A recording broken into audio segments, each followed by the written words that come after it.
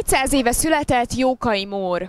Ennek jegyében ma Ipoly Nagyfalura látogattunk, ahol a községben zajló magyar kultúra és hagyományok őrzéséről beszélgettünk.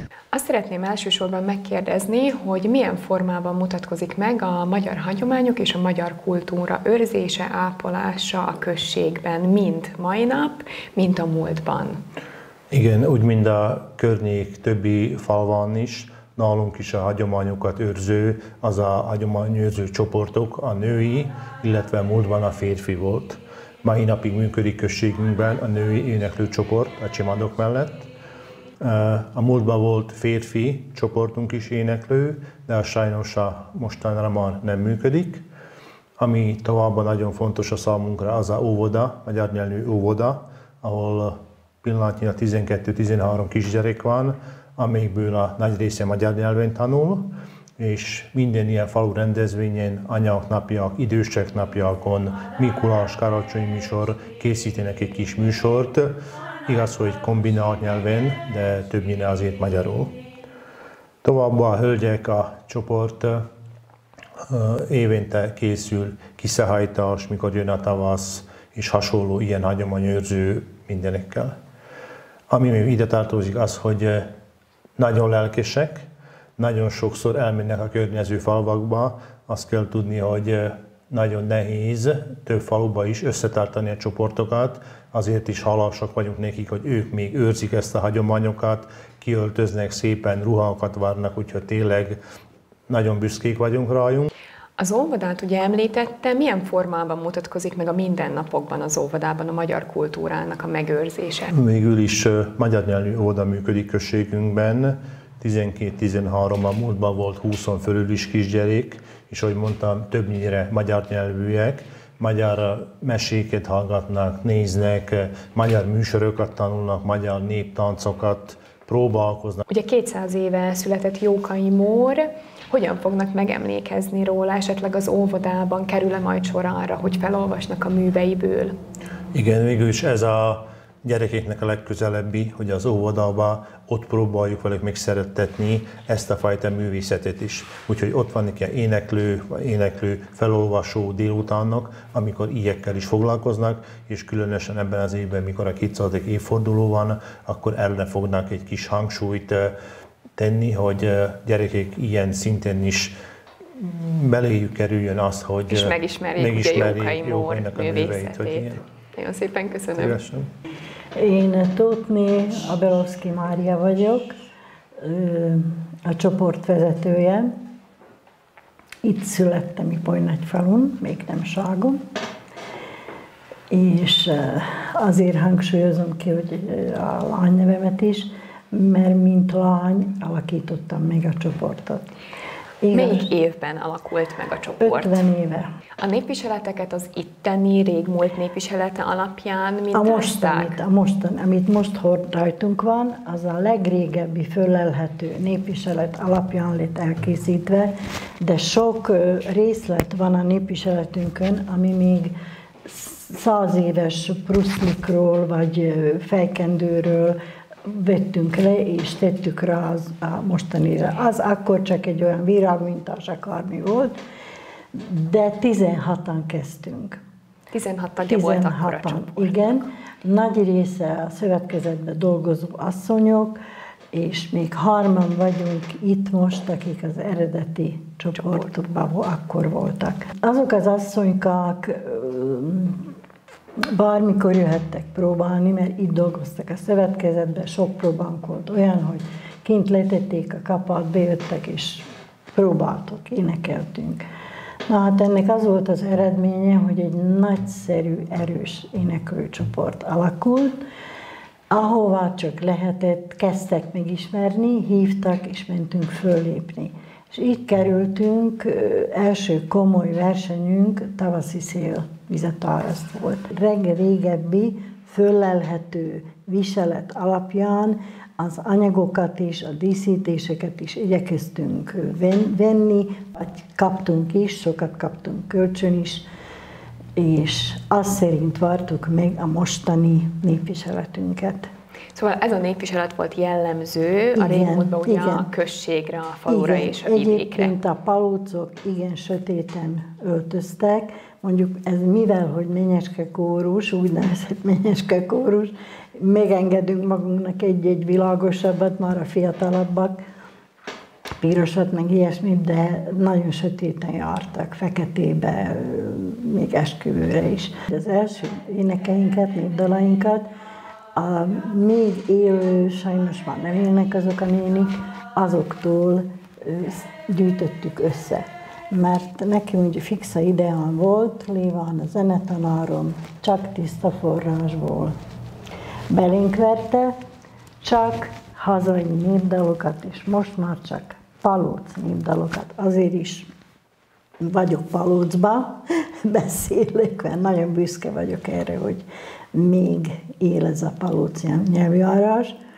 Na és akkor kezdtük a föllépéseket, mondom a tavaszi szél, akkor mindenféle környező falvakban minden szüreti ünnep, Hrusai napokra hívtak, nagyon-nagyon sok helyen vettünk részt, nagy sikereket értünk el. Hát csodálatos élményeket, elmondani nem lehet, hogy milyen élményeket éltek még akkor az asszonyok, még most is. Aki nagyon-nagyon sokat segített, az Bodonyi Bandi volt.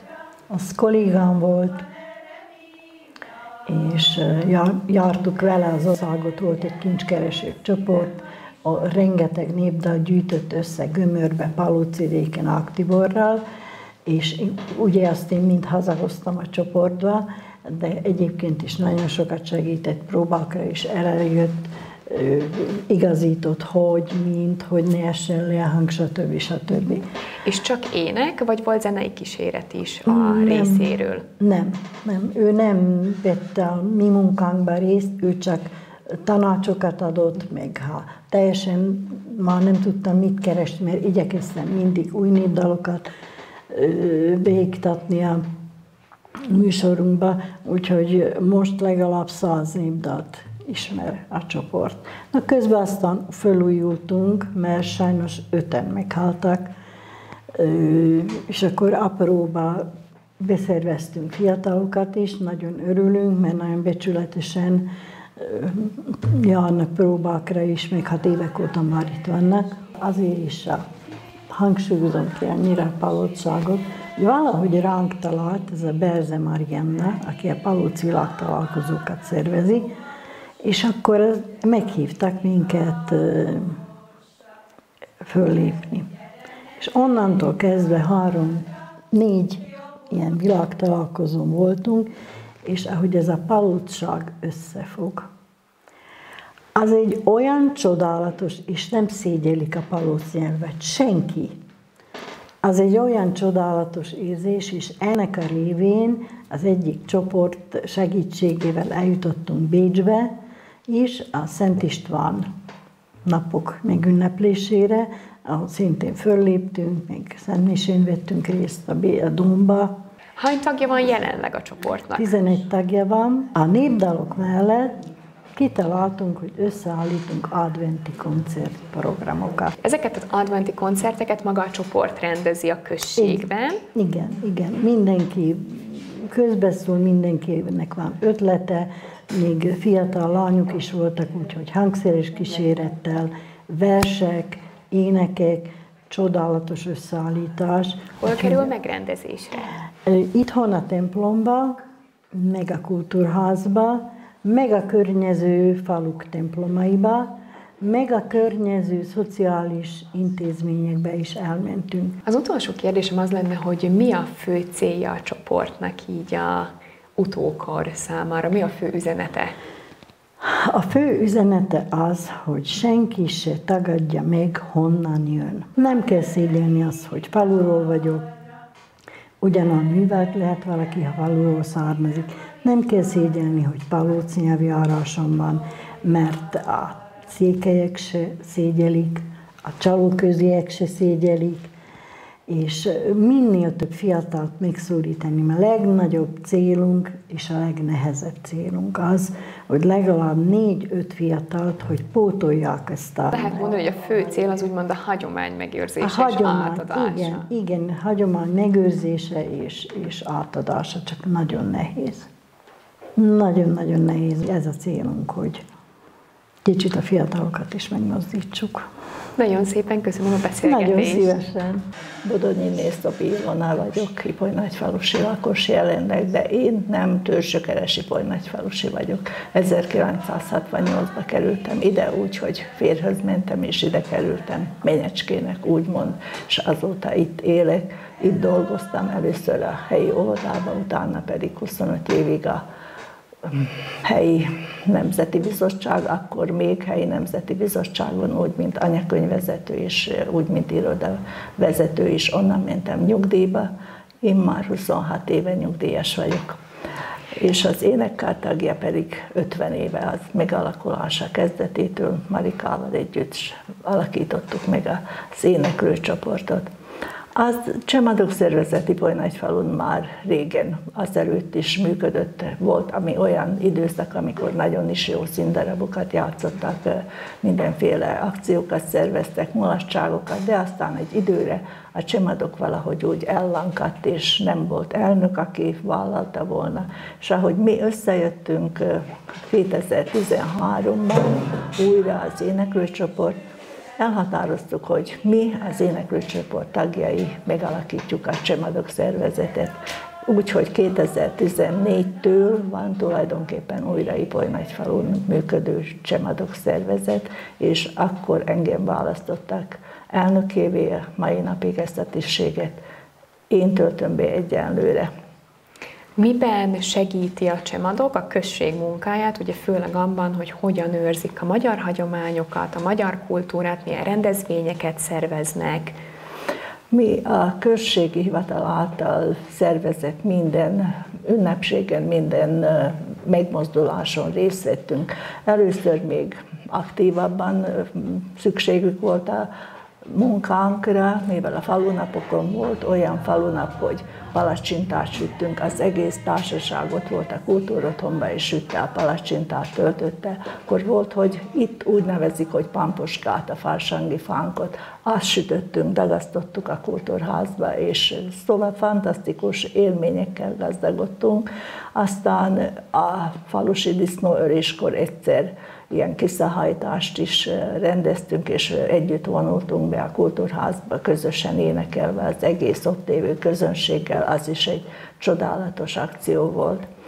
Úgyhogy a polgármester úr mindig szól, hogy milyen akció lesz, és akkor készülünk nyugdíjas találkozókra, anyáknapra, és Farsanki bált rendezünk minden évben, aminek már nagyon nagy híre van a környéken, sőt Ipolyságról is sokan járnak, mert kulturáltan, elegánsan, tényleg, az kimondhatatlanul jó szórakoznak mindig itt az emberek, híre van a nagyfalusi Csemadok farsangi báljának. Ugye 200 éve született Jókai Mór, lesz esetleg valami olyan esemény vagy rendezvény, amikor megemlékeznek erről a Persze, az ezévi tervünkben szerepel Jókai Mórról egy ilyen olvasó délután, mondjuk egy ilyen, úgy nevezzük, hogy egy kávés csésze mellett leülünk, és a Jókai Mór regényéről, életéről esetleg felolvasunk majd a regényeiből, úgyhogy ilyeneket tervezünk, igen, ezt tervezzük majd az ősz folyamán, mert akkor jobban ráír mindenki falun azért ilyen dolgokat inkább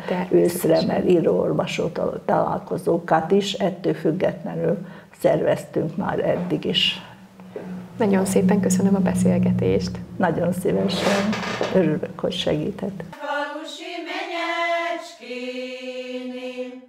fehér lábát az ipóba mossa, ideg a víz kikapdossa.